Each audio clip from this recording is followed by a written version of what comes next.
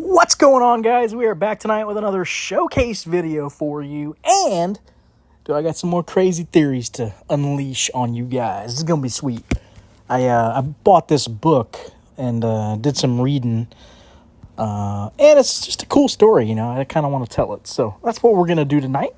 So this is the deck. I want to showcase the new card, Moirai. I don't know how you say this, but when played, if you have played Zeus this game, your ancient Greece cards, wherever they are, gain 24 until played. So going to try to build an ancient Greece deck. We haven't done that in a hot minute. And I want to say I got a request somewhat recently for a Seven Sages deck type brew. So that's what I did tonight. And our energy this week is pretty low. It's only at 13. For our energy regen, and that is the max as well. So 13 is the max, and 13 is the min. So real quick, I want to take a look at the deck code for you guys here. If you're interested, LD3DN3. So there's the deck code, and let's take a look at the deck. So buffs 24 until played on our ancient Greece cards. We have 2, 3, 4, 5, 6, 7 ancient Greece cards in the deck. So going to take advantage of this Moirai buff here. We've got Zeus. Going to try him out. We don't care about the ability. He just is here to trigger Moirai. Thales, when played, your other 7 sages of ancient Greece, wherever they are, gain 6 permanently. So that's what we care about. El Greco, your ancient Greece and Greek mythology cards in hand, gain 32 this turn. Nice cheap 2-drop as well. Like I said, we want to keep the curve relatively low this week. So Zeus, not too bad as a 3-drop. This card a little expensive for this week, but still works. When returned, your ancient Greece cards, wherever they are, gain 12 permanent, so that's nice. Going to get our Greece cards quite large. Solon, however you say that, epic card, 4 energy for 70.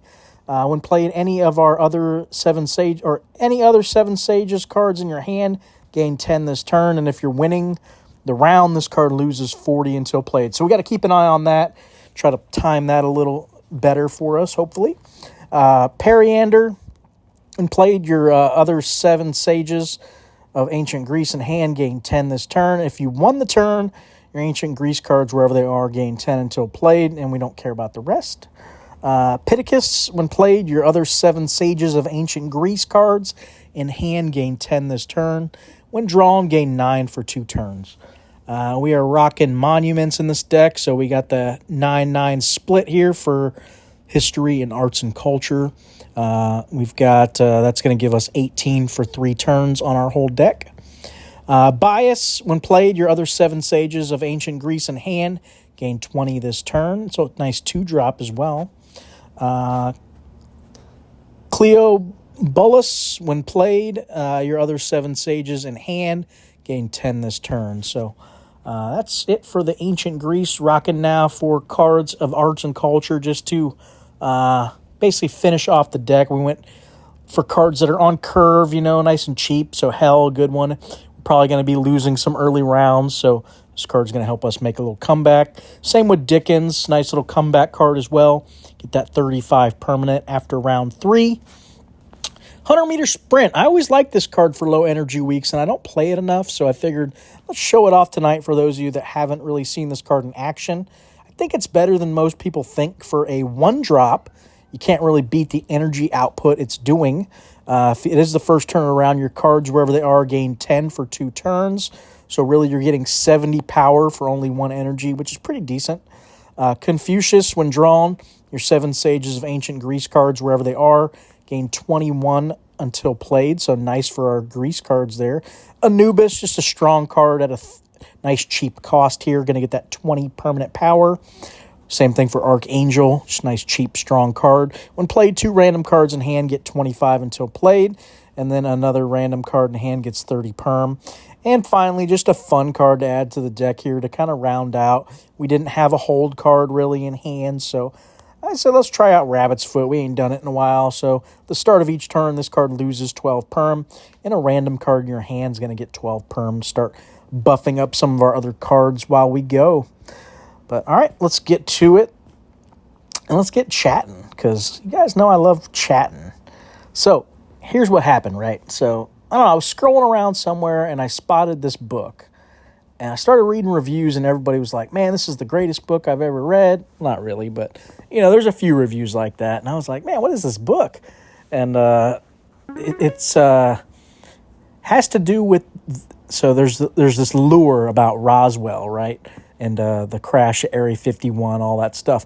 Well, supposedly the lure or the myth is that there was a specific nurse who interviewed a surviving alien from the craft. And that's what is interesting, because there's several other stories that account very similar instances of this nurse. So my thought is this nurse did she actually live? Is it possible that there was this nurse who did communicate with this thing? And apparently it didn't want to talk to anybody else. It only wanted to talk to this nurse. Telepathically, of course. So anyway, this lady basically talked to this thing for a good month, and then finally she was transferred out of there and basically never heard from again after that, supposedly. Until the author of the book, the book is called The Interview. I think it's The Interview of Alien or something like that. It's called, I know it's the Alien Interview. I'm sorry. Alien Interview. Anyway, I lost my train of thought there. But anyway, the author basically reached out tried to find this nurse. He did tons of digging into her name and tried going down the rabbit hole and finding her. Well, somehow got a hold of her phone number and called her in the 90s. So 97 or something, like 1997. Got a hold of this, and there was a woman who answered the phone and basically said that, yes, she was part of that division in the military at that time, would not really divulge a lot of information. He said, well, here, let me give you another book I've written on a similar topic, because I'm not here to make money. The author was just doing this kind of as a hobby, kind of following down the rabbit hole a little bit. And, so anyway, got a hold of the lady and kind of ended there. Like, she said, no, I can't really divulge any of this. It puts me in danger. So, fast forward, time passes, and it's now 2007.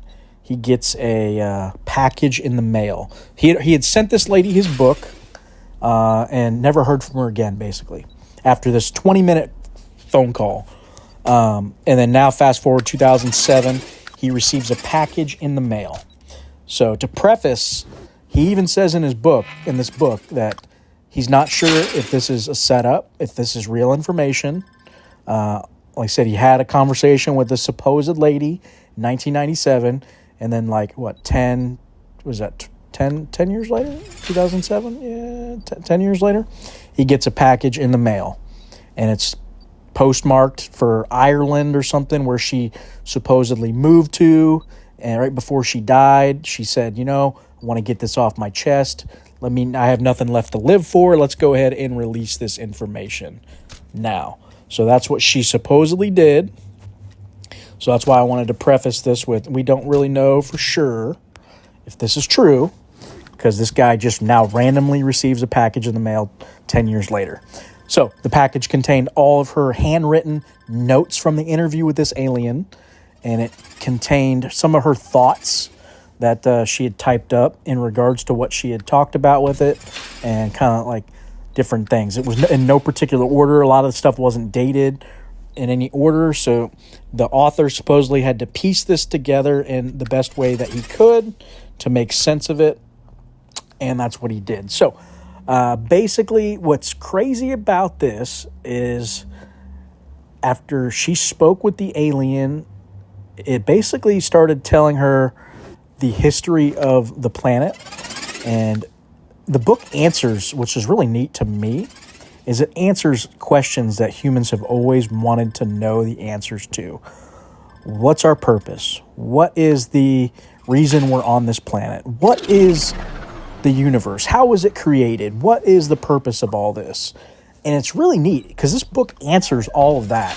And you're like, whoa, if this is true, that's crazy. So basically the idea that the alien portrays is that this section of the universe, this part of the galaxy, was basically conquered by a different alien race that is, and a little more backstory. The universe is basically comprised of these spiritual entities, we'll call them, immortal spirit entities. That you live, basically, all of us are spirits. So you, me, all of us, we're all immortal spirits. And we live forever, immortal, duh. And we are all basically godlike creatures that are capable of shaping the universe and changing the universe and all that. So we can manipulate the universe. We have these basically powers or whatever. And the idea is that not all of us are good. There's some of us that are bad or evil or, don't agree with certain factions of beings that are out there. And then what they want to do is enslave us. So there are spirits that are able to, so we live forever, so you have to trap them, is the premise. So there are apparently ways in which to trap spirits on this planet. So this planet, the idea is that this planet is actually a prison for trapped spirits. I know it sounds wild when you think about it, but this book actually goes into detail of the history of the planet, going back like as far as like 300,000 BC, and it starts picking out specific dates where events happened. It ties in Moses and the, Egyptians and how that was the old faction leading, and that's why like the Old Testament is all about like God was vengeful and killing. Well, that was the old regime. They call like the faction of aliens that were basically manipulating these prisoners on this planet. We are essentially brainwashed, is the idea that when you get to this planet, you're an immortal spirit being that is supposed to know everything about the universe and all this information, but we are trapped. So, and our minds have been brainwashed, and they say that there actually is like a electronic field on Earth that we get like sucked into, and it actually shocks us with like millions and millions of voltage, and it actually causes amnesia to the spirit, and it forgets you forget who you are, you forget where you came from, you forget everything about yourself, and then they stick you in a biological body. So you're actually like in a prison within a prison is the way they describe it, which is crazy. Can you imagine if we are actually like trapped right now in this reincarnation cycle on the planet Earth? So that's the idea, is that when you die, you see a white light, and the white light is basically the trap.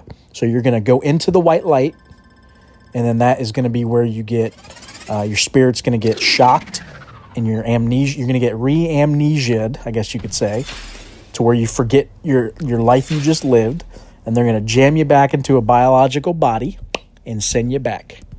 And you're just going to keep doing that over and over and over and over and over for all of eternity. And that's the premise of being trapped on this planet.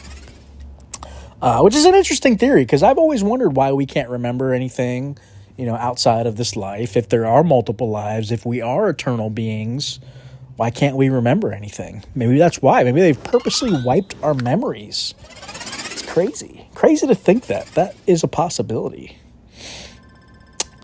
But that's basically the book. It goes into all this backstory on the fact that we are, immortal beings, and it talks about that a lot. Like, we've been brainwashed to think that we are basically subservient. We are not worthy. There's one God, or different religions think there's multiple gods, but that we are here to like serve God and praise God. But the fact, this book says basically that that's a brainwashing tool to make you forget, basically help the amnesia along, that you are not worthy, that you are a slave. And very interesting. They talk about they've had the domain, they call them, is like the good. This is one of the aliens that she's talking to, is part of the domain. They call it the old empire, which is the race that was here, like basically enslaving us, and then the domain, who actually have been trying to Sorry about that. I just screwed that up. Been trying to defeat them and basically help us out. They've been sending these ships and these aliens to this planet in efforts to help us out. But they also, some of them have actually been attacked and now trapped here as well. So I think they said back in, I don't know, like maybe like 5000 BC or something, there was a team that stationed in the Himalayas and they got attacked. Like 3,000 of them got trapped here. So even they can get brainwashed and trapped on this planet as well. So that they say that's one of the reasons we don't see a lot of beings or anything else come here, is because we are a slave planet or a prison planet, and there's risk. They don't want to come here and risk themselves being trapped. So interesting. Apparently there was a base on Mars, they said, that they had attacked from the old empire and destroyed. And that actually, it was around 1100 AD that this happened. And it actually weakened the amnesia on the planet, supposedly. It's still there, they said, but it's weakened. And that is why around that time, all of a sudden, a lot of enlightened thinkers started happening. People started slightly remembering things, remembering ancient technologies and ancient, like Nikola Tesla was able to, obviously he comes a lot later, but just that idea that Albert Einstein, Nikola Tesla, all these people, Isaac Newton, they started popping up and they started thinking things that, but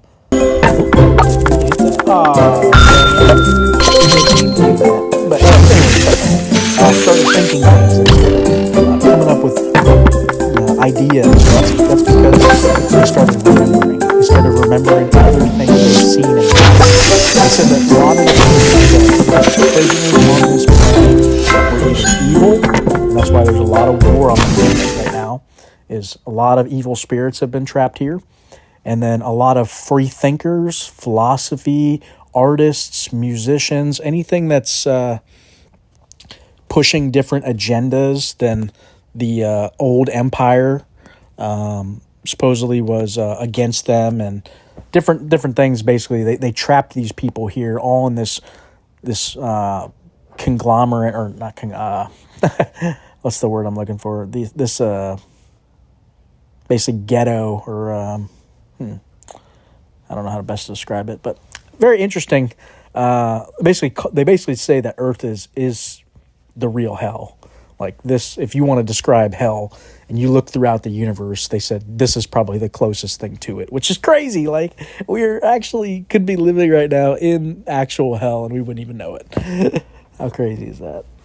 Anyway, that's the primary basis of the theory, is that we are trapped spirits living in a prison right now of endless reincarnation, and we are not getting out anytime soon. So take it for what it's worth. Like I said, I prefaced with the fact that probably not real. You know, we don't know for sure. The author doesn't know for sure. This is just something he had gotten in the mail from this supposed lady that wanted to release this information right before she died. And it was her duty to humanity. It has like her whole letter in there that she wrote to this guy. And it's very interesting. I definitely check it out if you guys want a new way of thinking that is definitely a little bit different. And what if this is a possibility? Like, how crazy is that? How crazy to think. But yeah, Deck did pretty good that first round, huh? We won, so I'll take it. Back to the game, I guess. I know. You guys hate when I ramble sometimes. Sometimes I do it a little too long. Sometimes I don't. You know, sometimes you guys like it. I don't know. You let me know what you guys think. I've gotten some comments that say, shut up and play. I love those ones because I go, I do what I want. This is my channel. I do what I want. Yeah, South Park. That was an awesome show. I love South Park. About the Simpsons, man. They always come up with somehow crazy stuff that, how they think that shit up. If you guys know, Simpsons are like famous for predicting events, future events that haven't happened yet. I love looking into that stuff. Like, how the heck did they know Trump was going to be president? Who could have seen that coming? Nobody. Nobody could have seen that. But somehow the Simpsons saw it coming. Years way before it even was a thing. Doesn't even make sense. How is that possible? Somehow it is. Time travel, man. I'm telling you, time travel.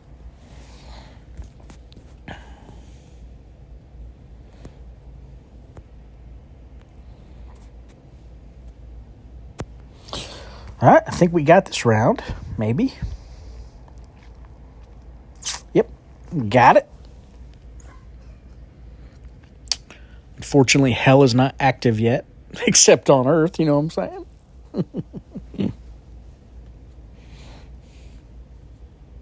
But yeah, let me know what you guys think. Do you think that theory is a possibility? I think this book explained a lot, and it tied in a lot of unexplained things that kind of made sense in my opinion. Obviously, it's, hearsay, but I thought it was interesting. Really had me scratching my head going, man, what if?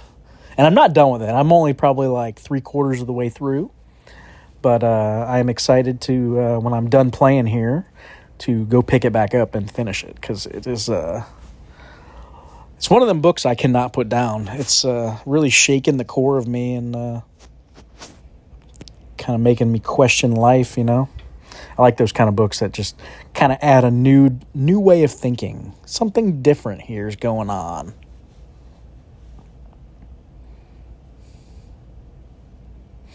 Ooh, down by 20. Holding on to hell for next round in case we need it. We might need it. It's going to be close. 300. Yeah, it might not be enough. Oh, got it. Heck yeah. All right, I guess hell's not active. So we could play hell. We could play it on turn 1 and get it, hopefully, last turn of the game. That might be the play. Get it out of our hand. We'll see if we need to. Yeah, I think we probably could right here, actually. Let's do it. Let's play it. Let's get her out of our hand, you know what I'm saying? Ooh, didn't get a good buff with the Kraken like he should have. That kind of screwed him up.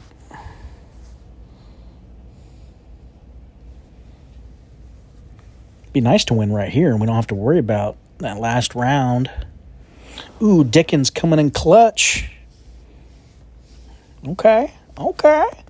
Ooh, you can see those 7 sages getting quite meaty. Oh, we're winning, so we're going to get the minus 40. That's all right, though. 500's pretty good in this low energy week. Yeah, I think that just did him in right there. I don't think he's winning here. 7 sages doing dirty work tonight. Look at this, guys. Who'd have thunk it?